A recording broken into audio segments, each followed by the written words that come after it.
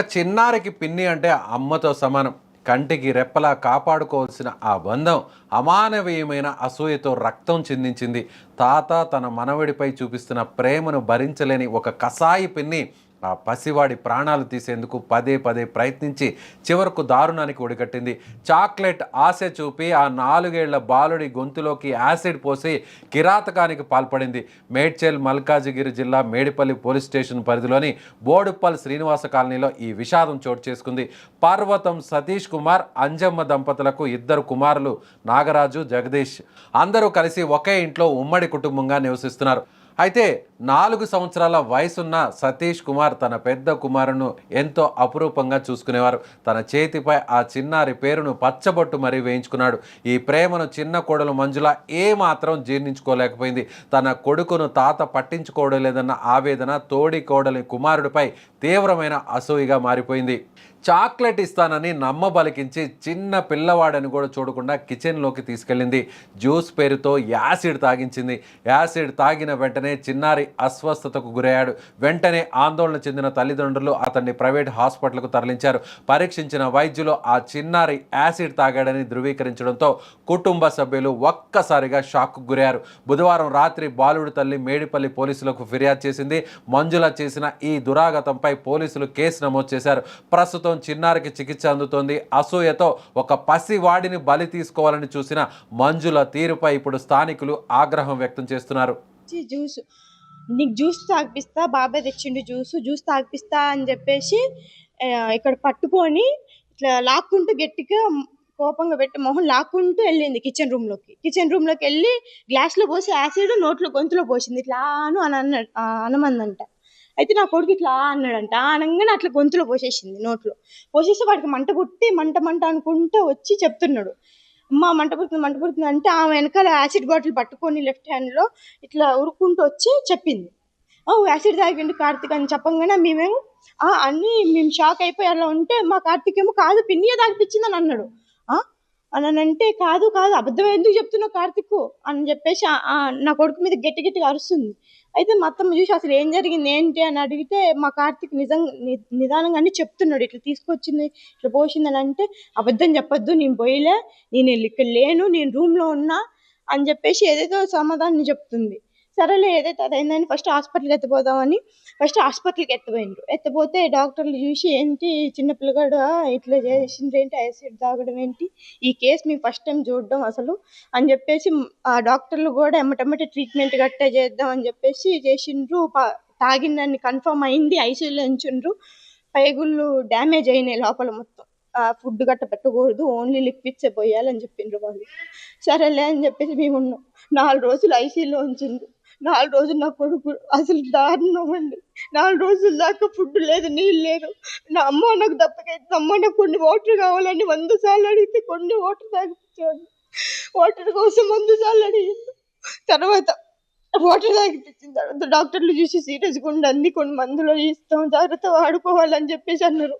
సరేలే అని అన్నాను. తర్వాత ఈమె ఇక్కడుండి వాళ్ళ అమ్మ వాళ్ళకి ఫోన్లు చేసి పిలిపించుకొని అది ఇది అనుకుంటే ఇక్కడి నుంచి ఆమె పారిపోయింది. ఇక్కడి నుంచి మా ఇంట్లో ఉండలే, ఇక్కడి నుంచి పారిపోయింది. వాళ్ళ అమ్మ వాళ్ళు వచ్చి మా మీద అరుచుకుంటూ చేసుకుంటూ తీసుకొని వెళ్ళిపోయినారు ఆమెని.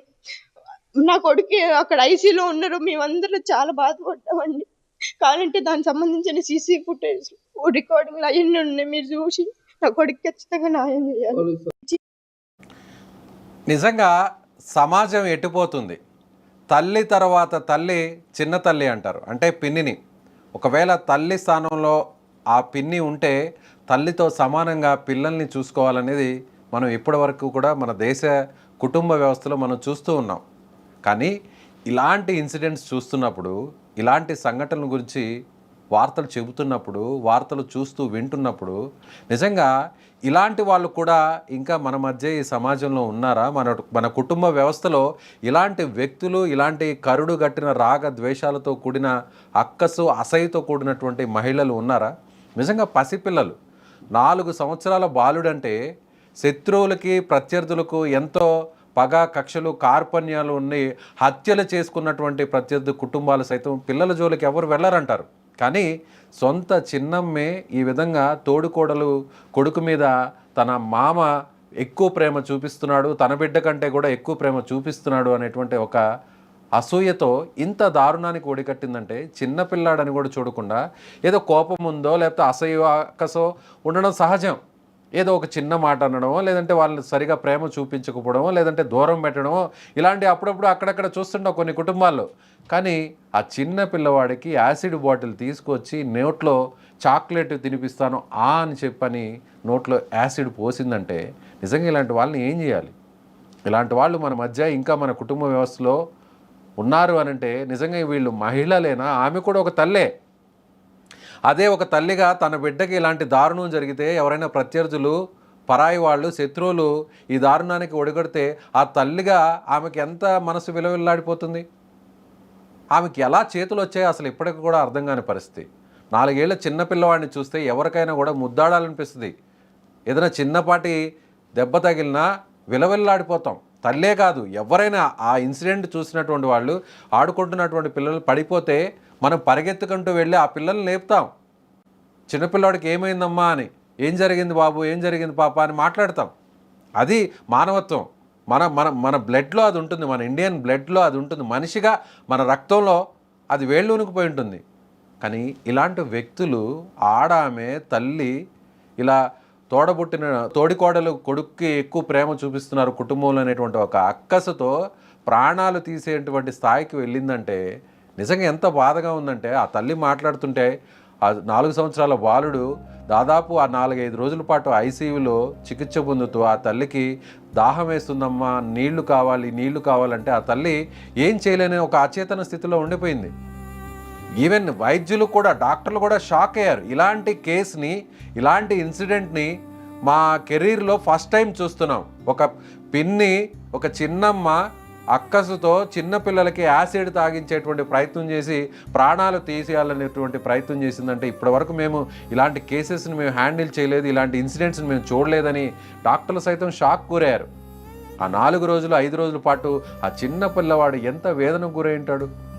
ఆ చిన్నమ్మ ఇచ్చిన చాక్లెట్ ఇస్తుంటే, ఎస్ మా పిన్ని నాకేదో చాక్లెట్ తినిపిస్తుంది, లేదంటే నాకేదో ఒక జ్యూస్ తాగిస్తుంది, మా పిన్నే కదా, మా అమ్మ తర్వాత అమ్మే కదా అనేటువంటి ఉద్దేశంతో అబద్ధశుభం తెలియనటువంటి ఆ చిన్నారికి ఏం తెలుసు?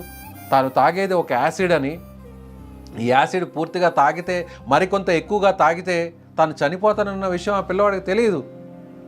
కుటుంబంలో మన మధ్య రక్తం పంచుకొని పుట్టినటువంటి వాళ్ళ మధ్య ఇలాంటి కక్షలు, కార్పణ్యాలు ఉండి చిన్నపిల్లల ప్రాణాలు తీసేటువంటి స్థాయికి దిగజారిపోతున్నారంటే నిజంగా ఎట్టుపోతుంది ఈ కుటుంబ వ్యవస్థ?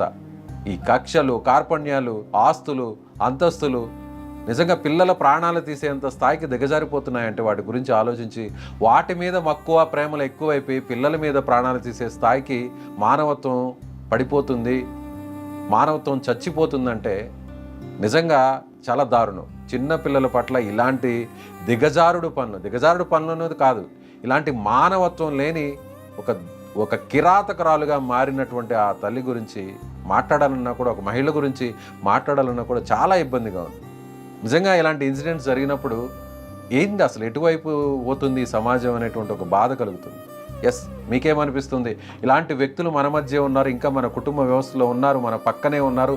కక్ష, కార్పణ్యాలు, అక్కసు, అసూయ అనేవి ఈ స్థాయికి, పిల్లల ప్రాణాలు తీసే స్థాయికి చేరుకుంటున్నాయంటే నిజంగా బాధాకరం. మీరేమనుకుంటున్నారో, ఇలాంటి వ్యక్తుల్ని ఏం చేయాలో, ఇలాంటి వాళ్ళకి మళ్ళీ ఇలాంటివి చేయకుండా ఉండాలంటే ఏం చేయాలో మీ అభిప్రాయాన్ని కామెంట్ బాక్స్లో తెలియజేయండి.